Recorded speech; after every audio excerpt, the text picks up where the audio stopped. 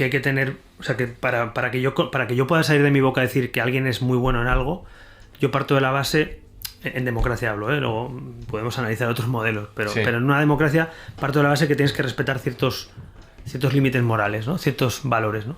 Pues la verdad sigue, para mí la verdad sigue siendo la verdad, para mí equivocarse es o pedir perdón o dimitir, para mí, pues si la corrupción la tienes tú, es igual de mala que si la tengo yo. Es decir, llámame clásico, pero creo que son el terreno de juego, ¿no? Lo que yo digo. Entonces, claro, ¿cuál es el punto de la estrategia del presidente de gobierno?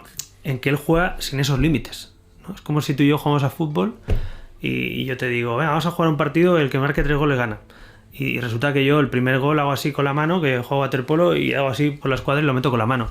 Y digo 1-0, ¿no? Y tú me dices, hombre, cabrón, claro, yo las has metido con la mano, hay que jugar con los pies. Digo, bueno, yo juego como quiero, ¿sabes? Porque las reglas las pongo yo.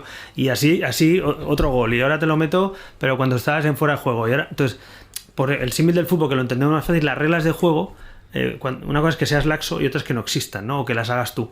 Y yo creo que su estrategia es buena porque no tiene esos códigos, no tiene esos límites. Los demás presidentes que yo he conocido, o políticos en general, sobre todo presidentes con los que he tratado, hombre, pues critican muchas cosas de cada uno de ellos. Yo he tratado sobre todo con Rajoy, pero conozco al presidente Zapatero, al presidente González, al presidente Aznar, y todos ellos con sus luces y sombras, pero creo que ha habido, ¿no?, ciertos límites.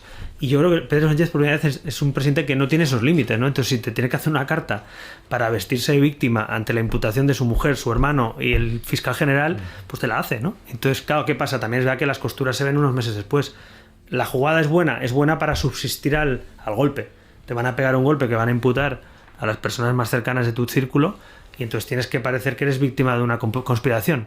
Vale, te salva y te siguen votando en las elecciones que hubo, no sé, las catalanas. ¿Qué pasa? Que 6 meses después, claro, la verdad es lenta, pero va saliendo. Imputan a tu mujer, imputan a tu hermano, imputan al fiscal general, van a imputar ahora a tu secretario de organización, ¿no? Han pedido el suplicatorio de Ábalos. Entonces, claro, todo el círculo inmediatamente cercano está juzgado por corrupción o va a ser juzgado en los próximos. Yo creo que Albert Rivera, recordáis que Albert Rivera fue el que, a ver si encuentro ese corte. Albert Rivera definía muy bien a Sánchez hace unos años, ¿recordáis? Le explicaba muy bien cuál era su plan. Albert Rivera Sánchez.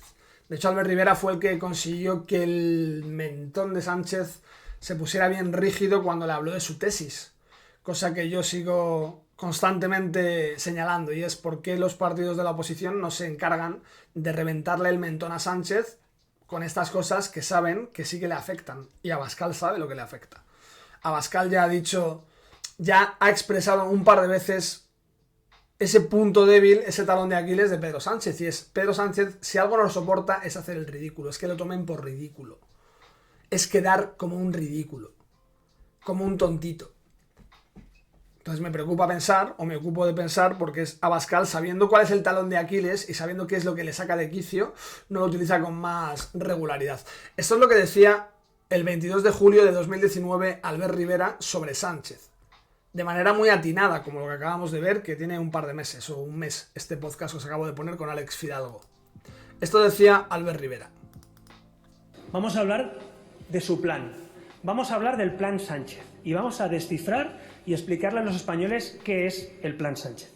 Miren, el plan Sánchez es un plan por el cual el señor Sánchez se quiere perpetuar en el poder, controlando la tele pública, las encuestas, criminalizando a los constitucionalistas y lavándole imágenes a sus socios. Eso es... Es acojonante, ¿eh? 2019. Os lo vuelvo a poner, le voy a poner más lento, para que podáis tomar nota si queréis, porque lo enumera, ¿eh? Y explicarle a los españoles qué es el plan Sánchez. Miren, el plan Sánchez es un plan por el cual el señor Sánchez se quiere perpetuar en el poder. Sánchez se quiere perpetuar en el poder. Lo pongo un poquitín más rápido, que no parezca que Rivera acaba de tomarse un vinito. Controlando la tele pública. Controlando la tele pública. Controlando la tele pública. Recordad que cuando pasa lo de la Dana, la gota fría de Valencia, en un momento el Partido Popular le dice al PSOE en el Congreso: creemos que es un día para suspender el pleno, porque en realidad lo que está pasando es demasiado grave. ¿Qué les parece, señor Pachi López, si suspendemos? Y Pachi López dice: sí, nos parece muy bien.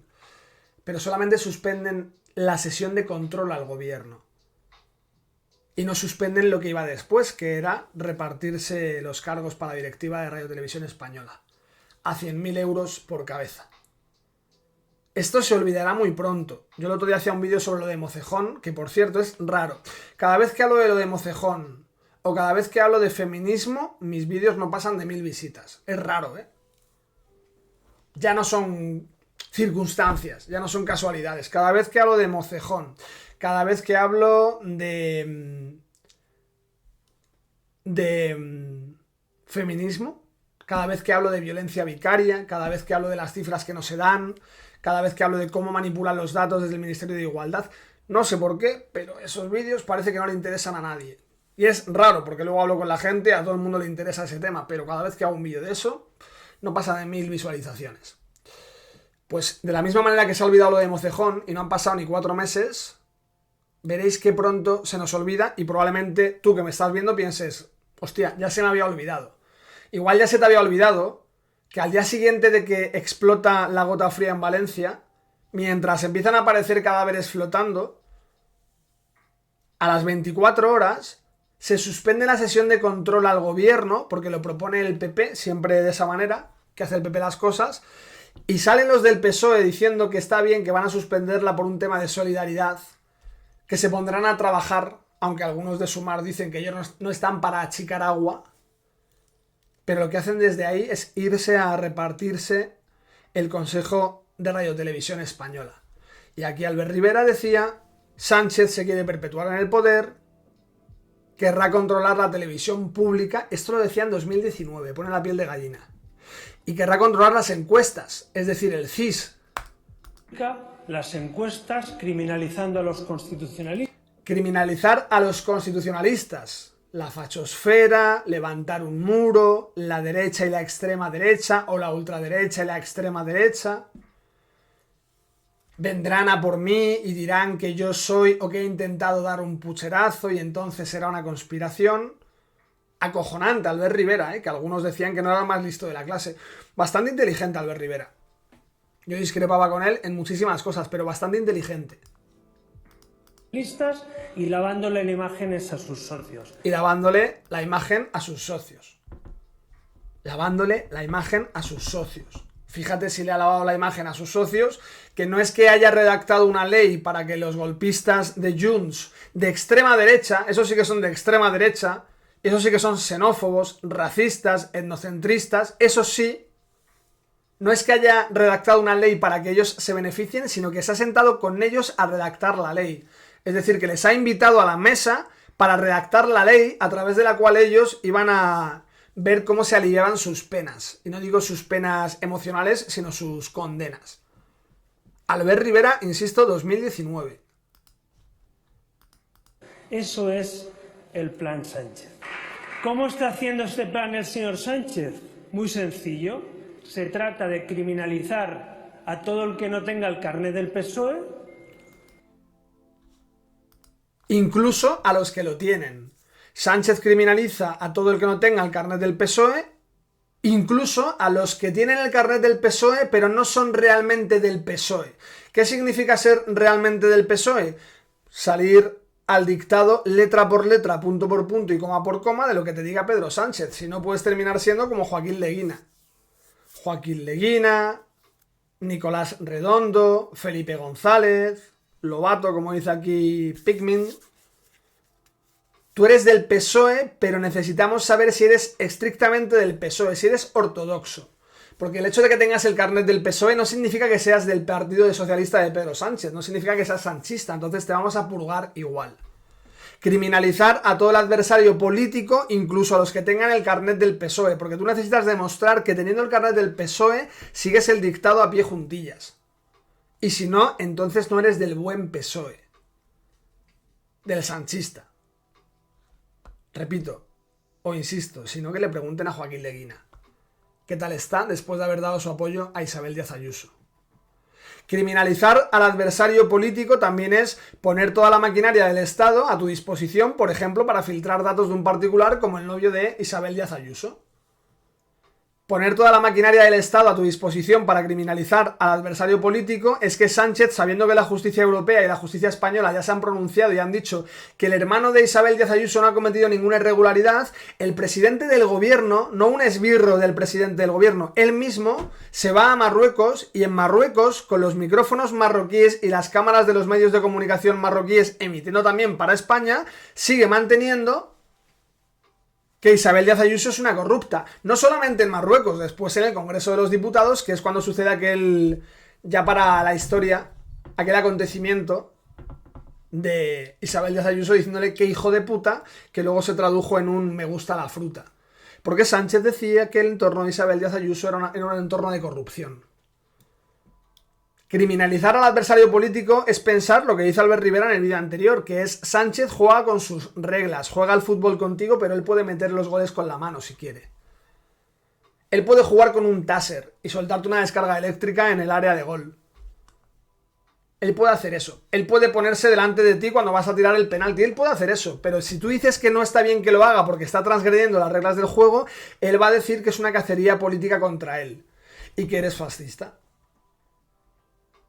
Y toda la gente que le sigue va a empezar a tomar eso por bueno como un argumento y va a repetir eso en sus círculos cercanos, en sus círculos íntimos, en sus círculos de la sociedad civil. Así tienes a un mandamás que le dice a sus políticos, a su gobierno, qué tienen que decir a diario, como por ejemplo a Silvia Inchaurrondo, que es periodista, pero en realidad es un esbirro de Pedro Sánchez.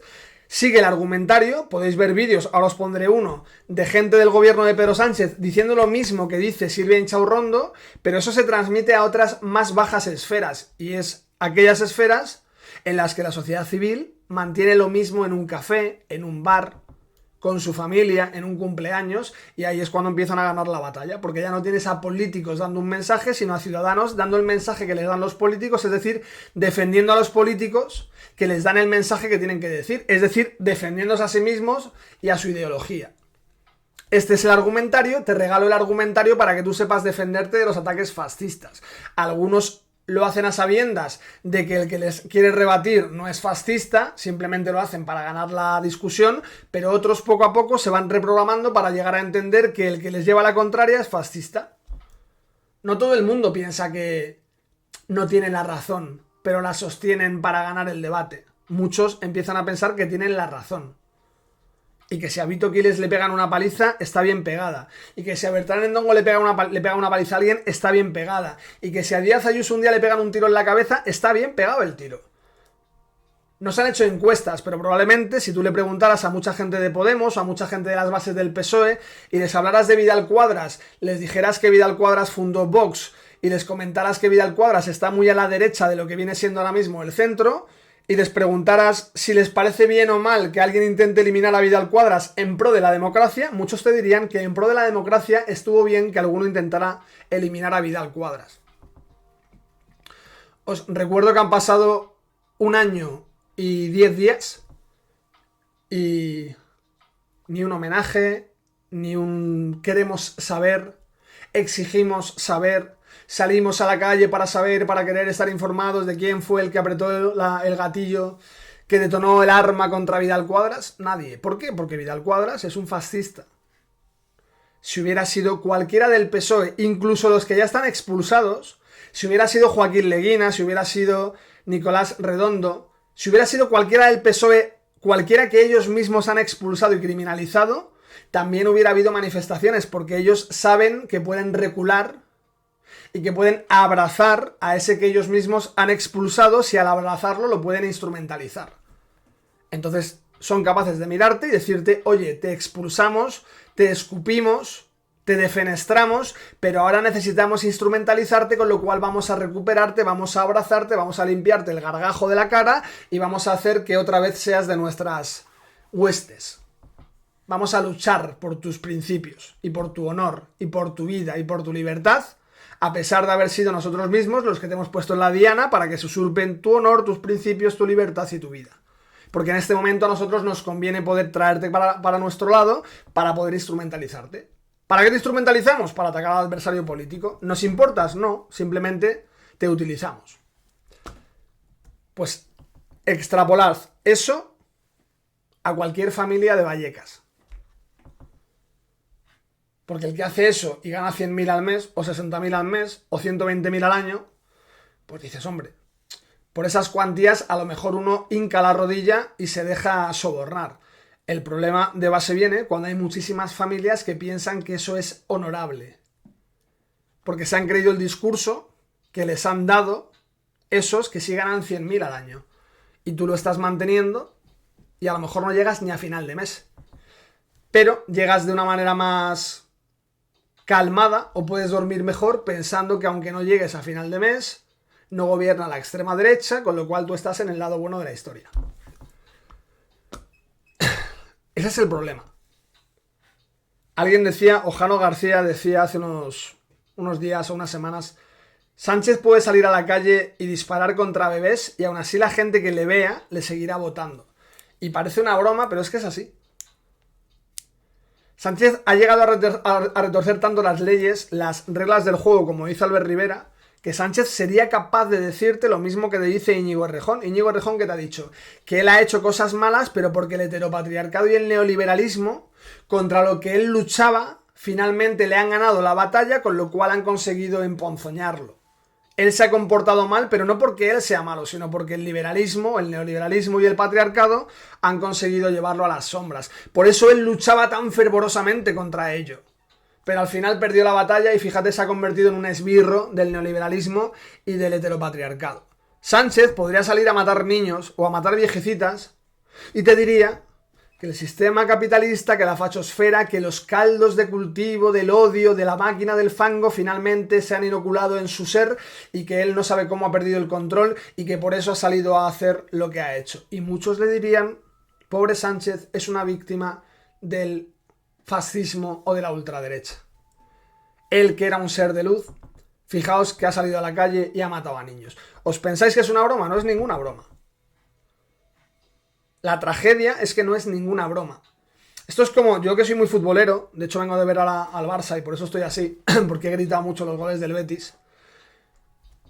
Tú tienes dos personas en el entorno futbolístico como aficionados. Unos son los que disfrutan mucho cuando su equipo gana y otros son los que disfrutan mucho cuando su equipo gana, pero disfrutan un poquito más cuando pierde el equipo al que odian. Hay gente que disfruta mucho cuando gana el Real Madrid, pero entre esa gente hay algunos que incluso prefieren que pierda el Barça. Que tienes dos partidos y dicen, mira, si me tengo que poner a evaluar, si pudiera medir el nivel de placer que siento cuando gana el Madrid o cuando pierda el Barça, creo que siento un poquito más de placer cuando pierde el Barça que cuando gana el Madrid. Porque cuando gana el Madrid, al final tú ves a tu equipo ganar. Y eso está muy bien. Tú te ves a ti y te ves feliz y tú con ello pues estás radiante, rebosante. Pero cuando tú ves a los otros perder y ves a los comentaristas del Barça perder y ves las caras de J. Jordi o de Lobo Carrasco, tú ves muchas caras sufriendo. Entonces tú dices, veo tantas caras sufriendo del enemigo deportivo que al final acabo experimentando mucho más placer viendo tanto sufrimiento que con la felicidad que me produce ganar con el Real Madrid. Y en la izquierda hay mucho de esto.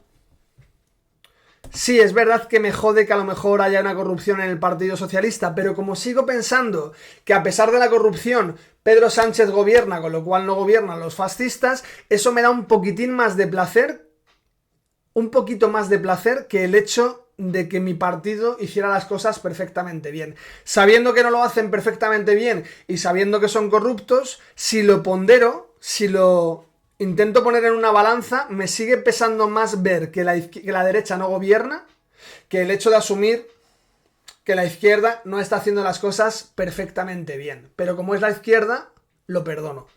Y prefiero que sea así al hecho de pensar que si gobernara la derecha no habría corrupción, pero estaría gobernando la derecha. Me jode a lo mejor que el PSOE cometa corruptelas, pero entre el PSOE cometiendo corruptelas gobernando o la derecha sin cometerlas gobernando, se me hace insufrible pensar que la derecha gobierna aún sin cometer corruptelas, con lo cual prefiero que gobierne el PSOE, aunque las cometa, porque estamos en el lado bueno de la historia, porque hay que cabalgar contradicciones, porque hay que asumir que al final hay manzanas podridas. Sé que si lo hicieran en el Partido Popular o en Vox, lo mismo que está pasando en el PSOE, saldría a la calle a quemar contenedores, exigiría guillotina. Pero cabalgo contradicciones. De momento prefiero que gobierne Sánchez. Pero su mujer está imputada, ya, pero son bulos. Es lodo, es fango, son tabloides. Por eso este país está bastante condenado. Porque hay ciertas personas que jamás van a dar su brazo a torcer. Incluso pasando hambre. La corrupción la suelen aguantar bastante bien los ciudadanos. Lo que no suelen aguantar los ciudadanos es el hambre.